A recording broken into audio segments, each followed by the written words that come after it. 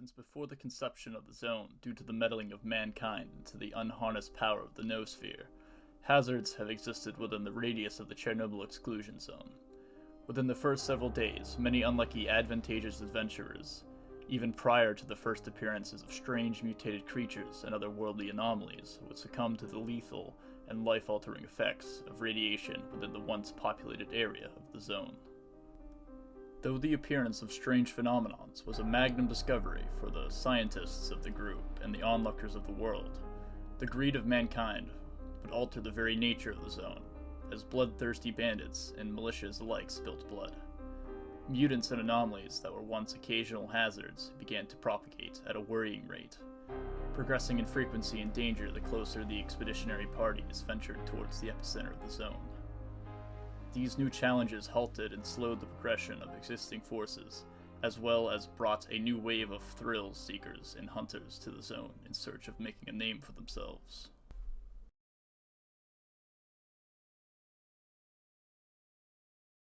So that's where you arrive, dear rookie. The constant dangers of the zone offer up more risks than rewards, and many lost souls like yourself have come underprepared to meet an early grave to the hands of crooks and mutants alike. The first dangers of the zone is the shifting environmental hazards of the zone itself. From the forlorn black holes to the twisting spirals of whirlwinds, these sporadic appearances of hazards lead to the deaths of many ignorant stalkers by the lethal misfortune of a misplaced step.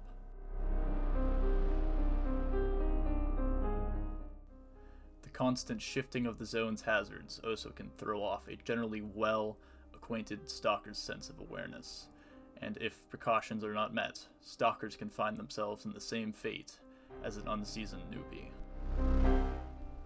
Progression within the zone must be methodical.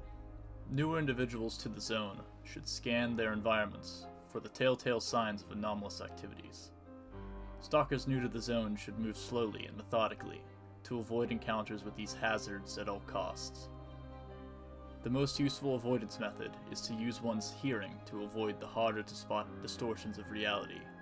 Black holes and whirlwinds give an auditory warning that keen stalkers can catch wind of and avoid an unfortunate fate.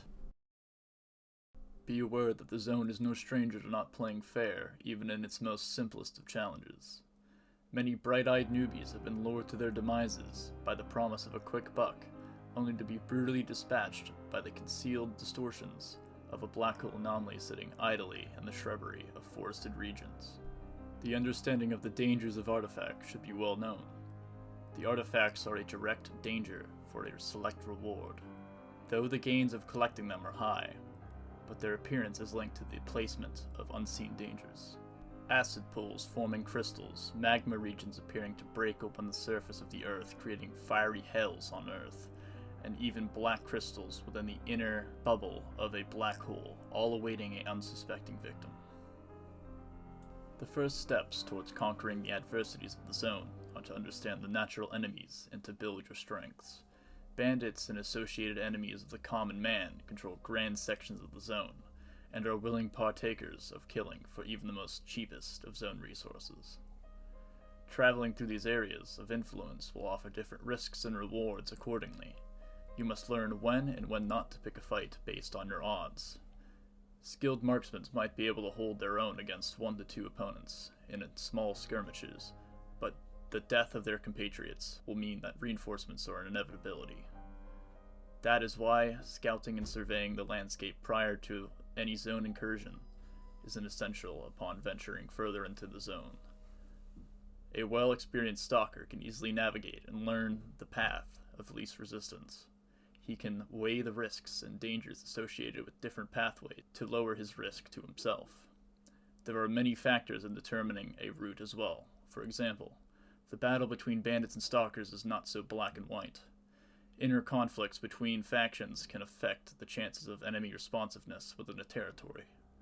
Mercenaries, though well-intentioned, with the average crooks and bandits of the zone, are sworn enemies with the Covenant.